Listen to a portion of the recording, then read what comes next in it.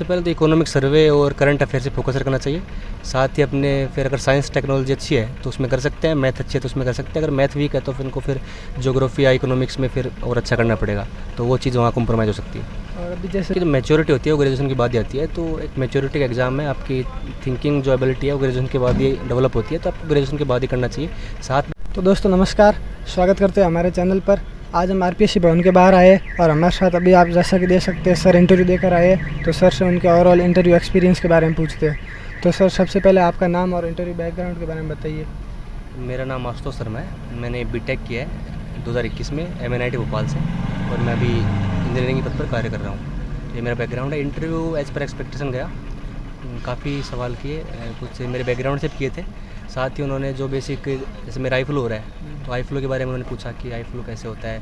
उसके बाद उन्होंने राजस्थान से रिलेटेड जो परंपरागत साधन सिंचाई के, साथ ही वनों के बारे में पूछा, और इस तरह से काफ़ी बेसिक इंटरव्यू रहा, जनरल नॉलेज वाला, एज पर एक्सपेक्टेशन था।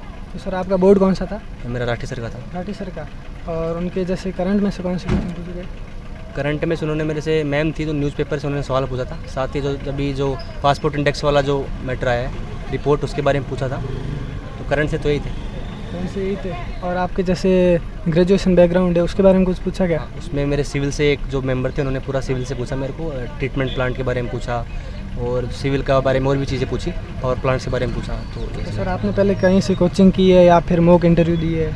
हाँ, मैंने मॉक इंटरव्यू दिया है। कोचिंग मैंने जनरली सेल्फ स्टडी की है, मैं क्योंकि जॉब कर रहा हूँ, तो मैंने ऑनलाइन कोर्स जरूर लिया है। तो ये आपका कौन सा अटेम्प्ट था? तो मेरा पहला अटैम्प्ट था। और जैसे पहले अटेम्प्ट कुछ क्वेश्चन आपको लगे होंगे जिसमें आप नर्वस है या फिर आपको कुछ दिक्कत आ रही है, उसमें आपने कैसे हैंडल किया? उसमें मैंने अपने आप को काम और कंपोज रखा, और ये ट्राई करने की कोशिश की कि चेहरे पे घबराहट नहीं दिखे, और जो नहीं आ रहा था सॉरी बोला, और जिसमें गलती भी हो गई थी, मैंने गलत आंसर दे भी दिए थे, तो मैंने सॉरी बोल के उसको कॉम्प्रोमाइज़ किया। और करंट में ज़्यादातर न्यूज़पेपर बर्निंग से पूछे गए या फिर अलग? करंट में न्यूज़ तो आपको पढ़नी है, और न्यूज़पेपर में आपके जो क्या खबरें आ रही है, कौन उसका एडिटर है, ये सब तो आपको न्यूज़पेपर रोज़ पढ़ना ही पड़ेगा। साथ ही जो करंट न्यूज़ आ रही है उनको आप पास्ट से लिंक करके, उनमें जो रिलेटेड एक्ट है वो करके आप अच्छी इंटरव्यू तैयारी कर सकते हैं। और अभी जैसे आरएस की वैकेंसी आ रही है अक्टूबर में, तो उसमें आप क्या बोलना चाहोगे, क्या पढ़ना चाहिए आरएस में? जैसे नए नए जो एस्पायरेंट्स भी है, अभी टाइम भी कम है, उसमें आप कैसे प्री क्लियर कर सकते हैं, क्या? तो सबसे पहले तो इकोनॉमिक सर्वे और करंट अफेयर से फोकस रखना चाहिए। साथ ही अपने फिर अगर साइंस टेक्नोलॉजी अच्छी है तो उसमें कर सकते हैं, मैथ अच्छी है तो उसमें कर सकते हैं। अगर मैथ वीक है तो फिर उनको फिर ज्योग्राफी या इकोनॉमिक्स में फिर और अच्छा करना पड़ेगा, तो वो चीज़ वहाँ कॉम्प्रोमाइज़ हो सकती है। और अभी जैसे कुछ स्टूडेंट्स है वो आते हैं ग्रेजुएशन करके आते हैं, कुछ 12th पास करके ही आते हैं, तो आपके हिसाब से कौन सा सही रहेगा? ग्रेजुएशन के साथ आना चाहिए करके या फिर उसके साथ आना चाहिए? मेरा मानना है कि जो मैच्योरिटी होती है वो ग्रेजुएशन के बाद ही आती है, तो एक मैच्योरिटी का एग्ज़ाम है। आपकी थिंकिंग जो एबिलिटी है वो ग्रेजुएशन के बाद ही डेवलप होती है, तो आपको ग्रेजुएशन के बाद ही करना चाहिए। साथ भी कर सकते हो फाइनल ईयर के साथ, लेकिन 12th के बाद तो मैं नहीं मानता करना चाहिए।